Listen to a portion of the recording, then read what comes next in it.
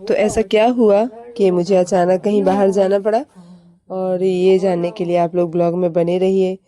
तो मैं देखिए, आप देख सकते हैं मुझे कहीं बाहर जाना पड़ा, और आप देख पूरा ब्लॉग जब देखिएगा तो पता चल जाएगा।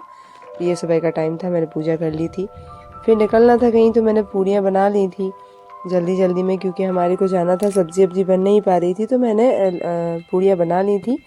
और फिर हम लोग निकल गए थे, मैं, भैया, मतलब मेरा बेटा, मेरी बहन, मैं अकेले थी, तो फिर मैंने उसको भी ले लिया था, हस्बैंड जी भी थे, हम लोग जा रहे थे, तो फिर निकल गए हम लोग सब साथ में। और ये देखिए, अभी मैं झांसी में ही हूँ, झांसी से निकल रही हूँ। और फिर आपको पूरे ब्लॉग में बने रहने पर पता चलेगा। प्रॉब्लम तो थी कि जाना पड़ा और ट्रेन के टिकट ही नहीं मिल रहे थे, तो फिर मुझे बस से जाना पड़ा, और बस में मैंने डिपो चूज़ की, क्योंकि बहुत ज़्यादा प्रेफरेंस जो लग जाता है वो मतलब दिक्कत देता है, तो इस चक्कर में डिपो ले ली थी। हालांकि इसका किराया भी कम नहीं था, बहुत ज़्यादा था। और ये दोनों देखो जाते ही साथ सो गए थे, और हम दोनों को नींद ही नहीं आ रही थी। बस में इतने ज़्यादा मतलब इतने ज़्यादा हिलते हैं कि फिर कहाँ नींद। और ये देखिए, पूड़ियाँ बना के मैं लाई थी, कुछ भी खा के नहीं निकले थे हम लोग, तो हम लोगों ने बस में ही फिर कुछ खाया। 9:30-10 का टाइम था ये, और हम लोगों को पहुँचते पहुँचते बहुत टाइम लगना था, तो हम लोगों ने आइसक्रीम भी ली रास्ते में, फिर आइसक्रीम वगैरह भी खा ली थी।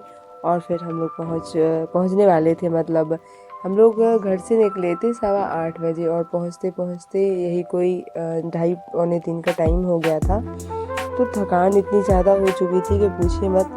लेकिन हाँ, जाना था तो कहाँ जाना था, कानपुर जाना था, हस्बैंड जी की तबीयत ठीक नहीं थी। और एक देखिए, झगड़कटी मेट्रो स्टेशन है, जो भाभी जी घर पर है, सीरियल है ना उसमें, तो इनके सीने में क्या हुआ, दर्द हुआ, 2-3 दिन से दर्द था।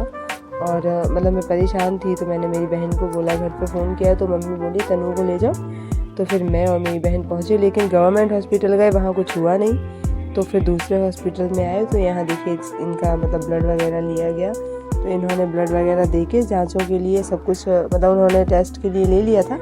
फिर बहुत थक गए थे हम लोग, शाम के 4-5 बज रहे थे, तो फिर चाय पी, और चाय पी के फिर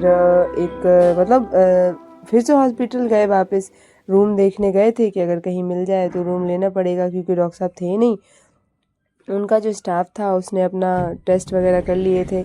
और ये देखिए, लास्ट में मैं तो गिर पड़ी, मेरी हालत ऐसी हो गई, सुबह से बिल्कुल रिलैक्स ही नहीं मिला।